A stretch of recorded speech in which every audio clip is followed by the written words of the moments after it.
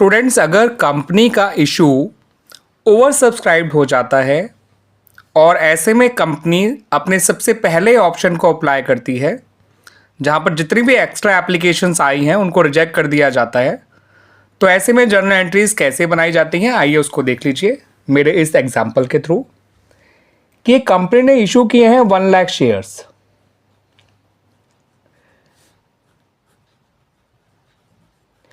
जिनकी face value है ₹100। Company ₹30 ले रही है ऑन एप्लीकेशन, ₹30 ही वो ले रही है ऑन अलॉटमेंट, और जो बैलेंस ₹40 है वो लेगी on first and final call.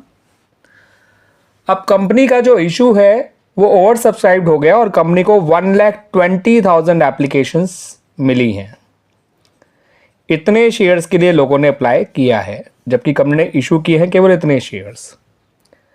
अब कंपनी ने क्या करा कि जो 1 लाख एप्लीकेंट्स हैं उनको तो फुल अलॉटमेंट ऑफ शेयर्स कर दिया, और जो बचे हुए 20,000 एप्लीकेंट्स थे उनके एप्लीकेशन को रिजेक्ट कर दिया।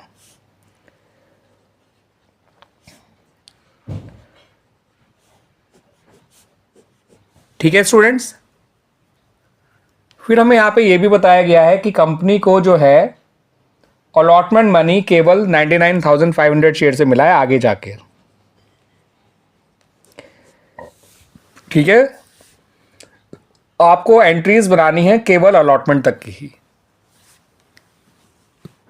तो आइए पहले शुरू की 2 एंट्रीज कैसे बनाई जाएगी उसको ढंग से समझ लीजिए, क्योंकि ओवर सब्सक्रिप्शन का जो इफेक्ट है वो शुरू की 2 एंट्रीज में ही रहेगा, बाद में ये क्वेश्चन नॉर्मल हो जाएगा। तो जब आप अपनी पहली एंट्री बनाएंगे ना स्टूडेंट्स एप्लीकेशन मनी रिसीव करने की, वो तो आप पूरे 1,20,000 शेयर्स के हिसाब से ही बनाइएगा जितनी एप्लीकेशंस आई हैं।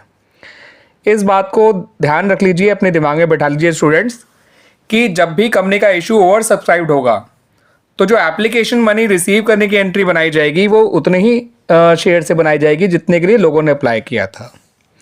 तो 1,20,000 इंटू 30 करेंगे तो 36 लाख आ जाएगा।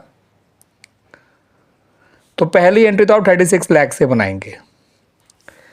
अब इसकी सेकेंड एंट्री में क्या चेंज आएगा, जो नॉर्मल होती है उससे क्या अलग होगा वो समझ लीजिए।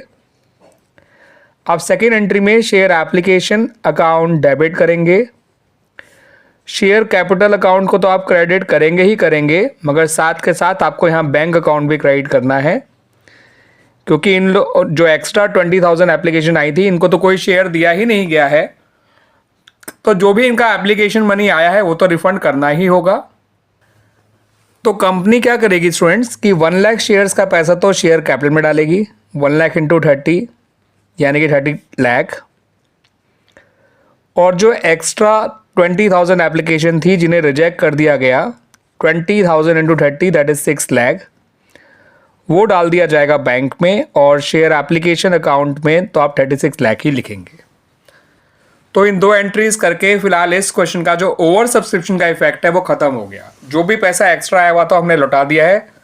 तो आगे जाके कंपनी अलॉटमेंट जो करेगी वो 1 लाख शेयर से ही करेगी, और रिसीविंग भी उसको 1 लाख शेयर का पैसा होगा, कोई पहले का पैसा नहीं है जिसे एडजस्ट करना हो, क्योंकि जो भी पैसा एक्स्ट्रा आया हुआ था वो रिफंड हो चुका है।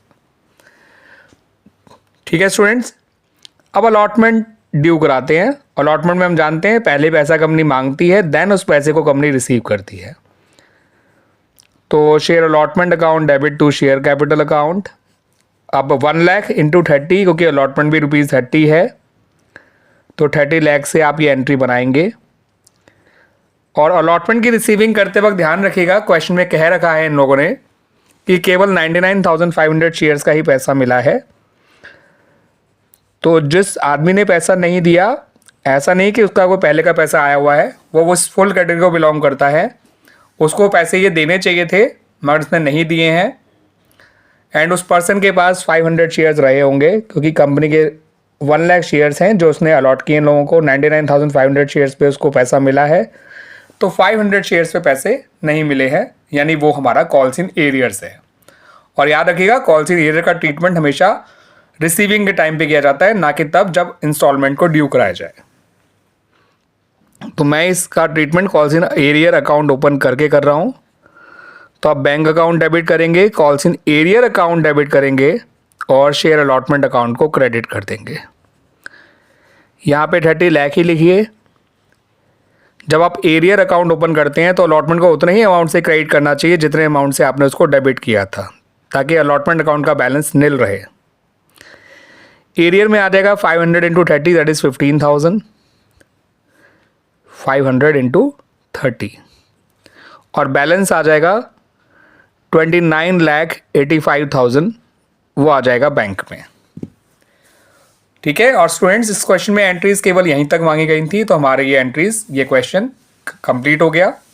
और ये सबसे आसान ऑप्शन होता है कंपनी के पास in case of over subscription, कि जितनी भी एक्स्ट्रा एप्लीकेशंस थी उनको रिजेक्ट कर दीजिए और बचे हुए एप्लीकेंट्स को फुल अलॉटमेंट ऑफ शेयर्स कर दीजिए।